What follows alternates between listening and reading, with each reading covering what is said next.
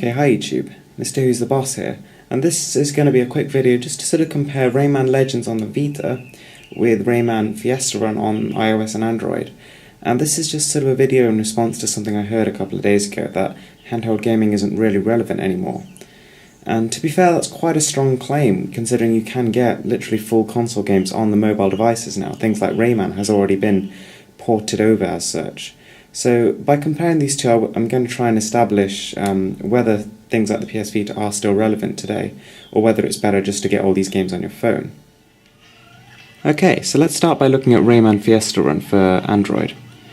So this is running on my Galaxy Note 2, and as you can see, it looks gorgeous. The sound is very, very clear, even on these phone speakers, and you can tell a lot of effort was put into it.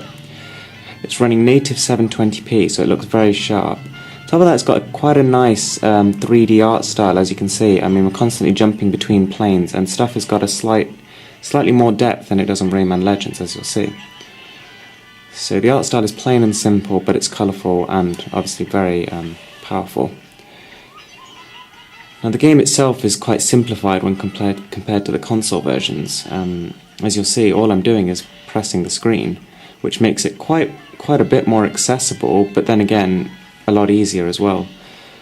Later on you will unlock things like punch and kick and jump, sort of double jump, but at the minute, right at the beginning, all you literally do is jump. The run is done automatically, and that does not change throughout the game. And as you can see though, there's still plenty of collecting to do. This is what Rayman's all about, is collecting those lumps, and it's good to see that that is still present in the core elements of the game. So if we actually look at the map, this is the whole game, this is the way it works. And you navigate through the game just by completing one level, unlocking the next, and progressing until you eventually reach the end, which is this. After you've done that, you have completed the game. So as you can see, there is a fair bit of content on here, considering each of these sort of worlds has quite a few levels, and there's a lot on the way.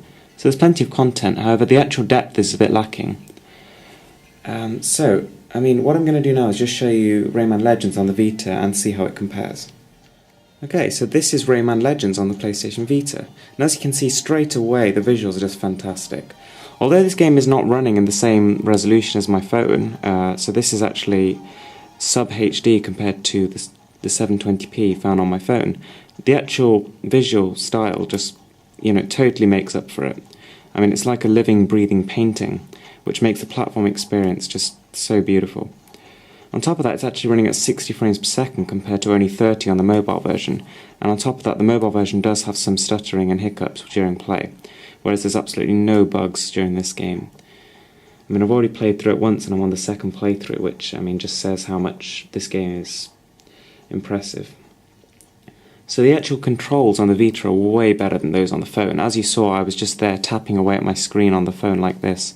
And to be honest, it doesn't get for a very immersive experience.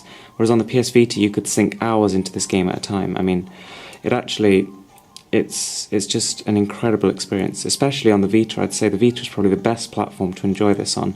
Not only have you got the OLED display, but you've got amazing controls, as well as, the actual portability.